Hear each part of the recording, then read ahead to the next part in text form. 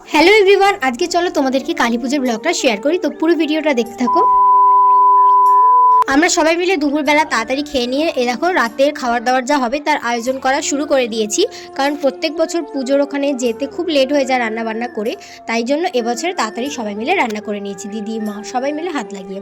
তারপরে এই যে সন্ধ্যাবেলা আমি রেডি হয়ে গেছি, এটাই ছিল আমার আজকে পুজোর জন্যই নতুন ড্রেসটা কিনেছিলাম, যেহেতু গলা ভর্তি হাত ভর্তি, ভেতরে সোয়েটারও পরতে পারবো, তাতে আমার ফ্যাশনটাও বজায় থাকলো আর ঠান্ডাও লাগবে না। তোমরা তো দেখতেই পেলে মন্দিরটা কত সুন্দরভাবে সাজিয়েছে। এই যে মা কালী, এখনো গয়না পরানো হচ্ছে, আর আমাদের মাঝরাতে যেহেতু পুজো হয় তাই এখনো মাকে সাজানো হচ্ছে। তো চলো মা কালীর দর্শন তো তোমাদের করিয়েই দিলাম, এবার ব্যাকগ্রাউন্ডে কি হচ্ছে সেটাই দেখাই। এই যে আমার বান্ধবী, ও ভেবেছে আমি ছবি তুলছি, জানে না ভিডিও করছি, তারপরে দেখে হাসছে। তো সবার সাথে আড্ডা দিতে দিতে দেখি এখানে বাজি ফাটানো হচ্ছিল, খুব সুন্দর লাগছিল, চারিদিকটা পুরো কালারিং হয়ে গেছিল। তার কিছুক্ষণ পরেই দেখো এখানে একটা মস্ত বড় প্যারাসুট, যেটাকে ওড়ানো হবে।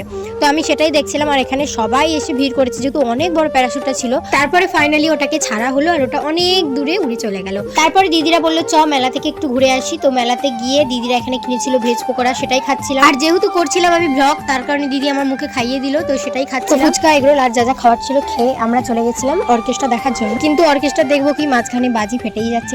তার কারণে ভাবলাম চলো ঘরে চলে যাই, একটু খেয়ে আসি, কারণ সারাদিন খাইনি, খিদেও পেয়ে গেছি। আর এই যে বাড়িতে এসে খেতেও বসে পড়েছি। আজকের মেনুতে ছিল কচুরি, চানা পনির, আর ছিল ফুলকপির তরকারি, বেগুন ভাজা। তো দিদিরা খুব ভালো রান্না করেছিল, পুরো বিয়ে বাড়ি। তারপরে আর কি শীতের এই যে জ্যাকেট আর কানে চাপা দিয়ে চলে যাচ্ছিলাম। ইচ্ছা করছিল না, কি করবো, পড়তে তো হবেই, যেহেতু ঠান্ডাটা মাঝরাতে আরো বেড়ে গেছিল। তারপরে বাড়ি থেকে তো বেরিয়ে চলে এলাম ঠাকুরতলায়। এসে দেখি পুরো মাঠ ভরে গেছে, কত ভিড় হয়েছে দেখো, আর চারিদিকে লাইটিংটা খেলছে দেখো কত সুন্দর, চারিদিকে পুরো আলোয় আলো হয়ে গেছিল। তো চলো তোমরা একটু এই গায়িকাটার গানটা শুনে নাও কিরকম গাইছে। শুধু এই গায়িকাটাও নয়, আরো গায়ক গায়িকাদেরকে এনেছিল, তারাও সব পারফরমেন্স করছিল, সেগুলো সবাই মিলে দেখছিলাম। তারপরে নাচও হচ্ছিল।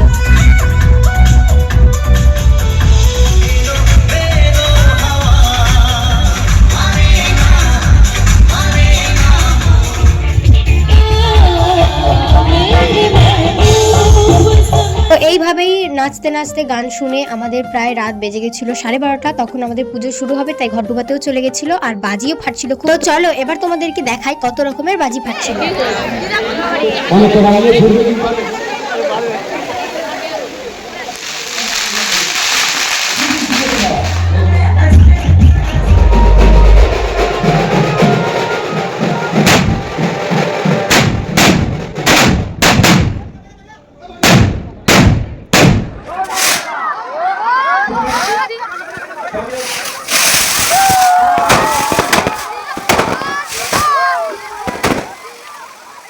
দেখলে তো বেশ সুন্দর লাগছিল দেখতে। তারপরে এসে দেখি সবাই পুষ্পাঞ্জলি দেওয়ার জন্য বসে পড়েছে, আর আমি থাকতে পারিনি, তখন রাত 1টা বাজে, আমি চলে এসেছিলাম বাড়ি। তো আজকের ভিডিওটা এতটাই, ভালো লাগলে like comment share and subscribe করে দিও। আর ফেসবুক পেজ থেকে দেখে থাকলে আমি ফলো করে লাইক করে দিও। টাটা।